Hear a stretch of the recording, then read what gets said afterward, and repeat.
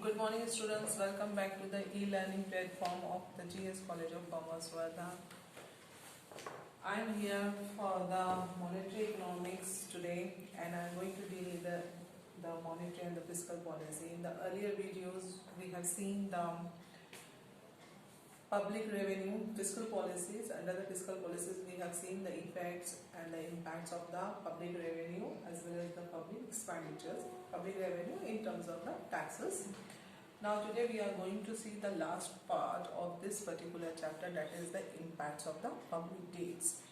So what is public debts? Public debts is actually the borrowing of the government internally as well as externally. The government borrows internally by issuing the bonds in the market, and via the bonds the government actually borrows the funds. That fund is actually the public debts. That is the internal matter, internally from the internally from the individuals of the country as well as from the financial institutions like the non-banking financial companies as well as from the commercial banks. Similarly, from the central bank, the government borrows the fund. That is actually the internal borrowing. The government actually also resort to borrow the funds from the international financial institutions, that is the IMF, similarly the World Bank as well as the Asian Development Bank and the other countries, the friends countries of the particular government of the country. So such type of the borrowing is called the external borrowing. So whenever we are talking about the public debts, it's internal as well as external. Internal borrowing is basically, or internal public debts is basically used for what purpose? It's basically used for the financing the different expenditures, that is the public expenditures. See, the revenue, public revenue is basically one of the major portion of the public revenue is the taxes, okay, and if this revenue is not sufficient enough to fulfill the requirement of the public expenditures, then the government actually resort to borrow the fund, okay.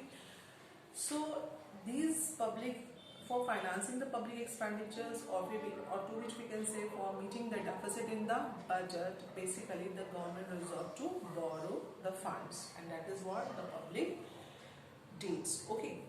Similarly, for meeting the requirement of the country in terms of the external trades, like making the payments of the imports, then again the government is in need of the fund, and for that purpose the government resort the external borrowing. Similarly, for buying the warhead equipments, the government resort the external borrowing. Similarly, for the development projects of the country, the government borrows the fund.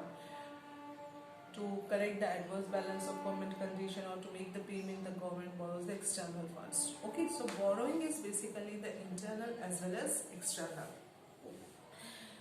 So if we are talking about the internal borrowing and the external borrowing, basically the government has to pay the liability in the form of the interest as well as the principal amount. Okay, so now we will talk about the internal.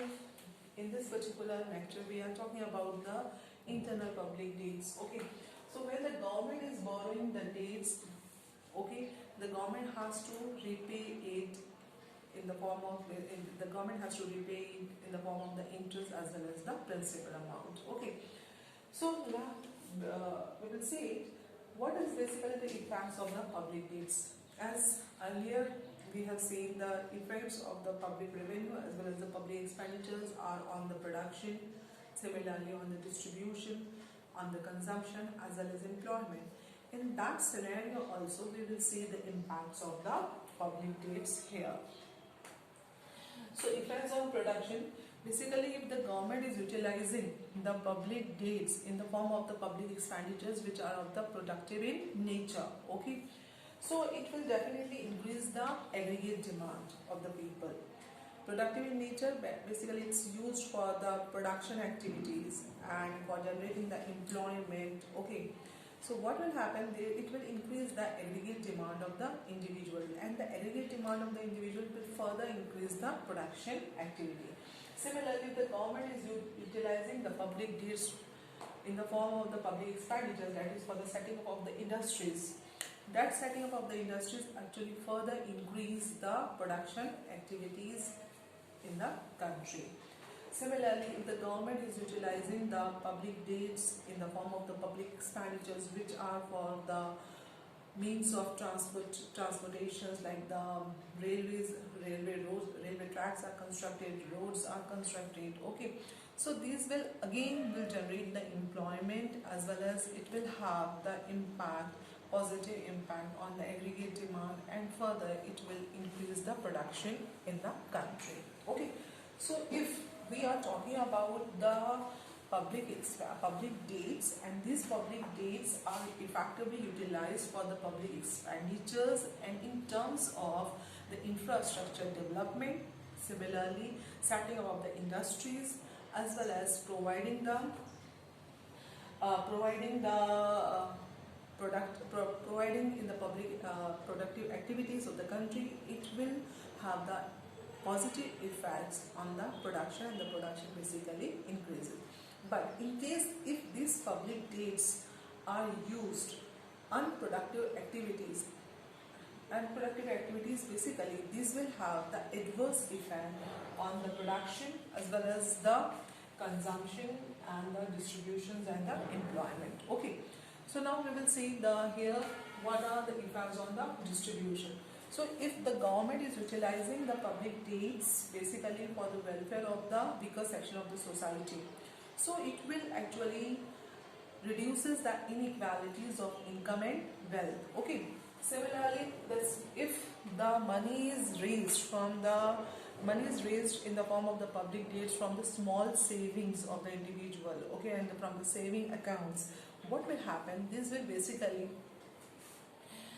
basically give the money income to the poor people in the form of the interest, okay. So somehow it will have the positive effects in terms of the poor section of the society. So the effects on the distribution is seen. If the welfare activities are promoted via the public dates, basically this will have the positive effects. Similarly, small savings of the weaker section of the societies are borrowed, then again it will be in favor of the poor people. But if the public dates are utilized for making the repayment of the old public dates to the richer section of the society, basically it will further increase the inequalities of income and wealth, okay. So for what purpose these public dates are utilized, it is very important, and accordingly you will find the positive effects. So if you will consider the public expenditures as well as the public dates, so public dates are basically used for meeting the public expenditures. So if the public expenditures are used positively in favor of the poor section of the society, it will have the positive effects on the society as a whole. But if these public expenditures are towards basically in favor of the rich character of the society, it will have the adverse effects. Now we will see the effects on the consumption. Public dates actually to a certain extent reduces the consumption activities, because the money is given by the public to the government via from their present earnings, okay, and present earnings the people will give the money to the government. What will happen? It will reduce the consumption activity. In attraction of the interest rates, the people will use their money in the form of the public dates to the government basically, then this will reduce the consumption activity. Similarly, if we are talking about the public dates which are given from the past savings of the individual, this will not affect the present consumption activities of the masses, okay. So basically if we are talking about the consumption depends to a lot of extent which type of the public debts are borrowed. Okay, reduce consumption because of the money is used for the saving and it's given to the government. Past savings, from the past savings, if the consumption past savings the payment is made, then it will not have the adverse effect on the current consumption activity of the masses. Similarly, if during the emergency period, during the war period, if it is made mandatory by the government to borrow the fund from the public, then these will adversely affect the consumption activity of the people, because the mandatory and compulsorily the government is taking the money from the people.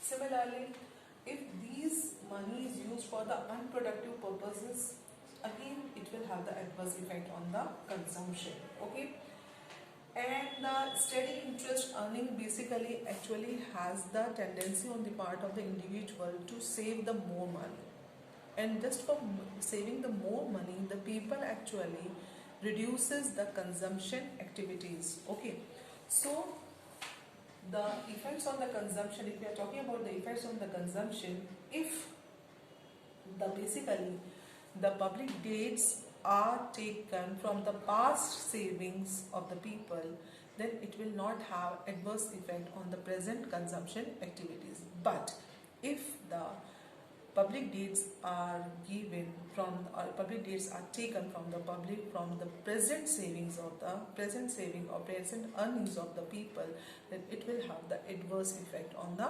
consumption activities. Similarly, effects on the employment. Basically, if we are talking about the employment activities, so if the public expenditures are for building of the infrastructures, okay, it will generate the employment. Okay, if the public expenditures are made for the reducing the inequalities of income and wealth, and again for the social welfare activities, again it will have the good effect on the employment generation capacity. Because see, for the welfare of the weaker section, the government is spending the money, that is in the form of the housing facilities, in the form of the free educations, in the form of the free medical facilities. So via that somehow the employment will be generated. Okay, so basically with the help of the public debts, what type of the public expenditures are made, it is very important. So if the public expenditures are more in favor of the poor section of the society, it will basically have the positive effect. So it will have the effects on the employment as well. Okay. Similarly, if we are talking about basically the impacts in terms of what the money is borrowed by the government from the commercial banks, okay, and from the non-banking financial company, NBFCs, and the financial institution, what will happen? These institutions will take up from their savings and will invest in the form of the bonds to the government. What will happen? Their reserves will be reduced to a great extent, and these reserves which are reduced to a great extent will be lesser available for giving the loans to the masses. Okay, so it will have the adverse effect. So borrowing is made from where the borrowing is made. Borrowing is taken by the government is very important. If the borrowing is taken by the government from the central bank, okay, now in this case basically the central bank will print the new currency notes, and when the central bank will print the new currency notes and will give to the government, basically what will happen, this will have the effect in the form on the economic stability, and basically it will further boost the price level, because the more public expenditure will be made by the government. So and if unproductive public expenditures, basically the inflation will further boost. So these are the three important tools of the fiscal policies which should be properly used by the government in terms of economic stability, economic development, and have the favorable effect on the production, distribution, consumption, as well as employment. So In this particular video, we have seen the last portion of the public deeds. Here, this portion is completed. Basically, public deeds are which type of the public deeds are taken. It's very important, and where it is effectively utilized in the form of the public expenditures. It's very important for the government or for the fiscal policy to be properly implemented. Okay. So with this particular portion, this chapter is completed. So our unit 3, which is basically depend on the two chapters, that is the monetary policy and the fiscal policy, and the money market is completed. Okay. Now we will have only the one unit, and that is basically related with the public finance, where we are going to see the fundamentals of the public finance. Similarly, we will see the tax, the types of the taxes and the modes of the taxes, taxable capacity, and the other aspects related with the tax in the fourth unit. The fourth unit is also very small unit, but from the examination point of view, the weightage of the fourth unit is quite more because the chapters are limited. So thank you for this class.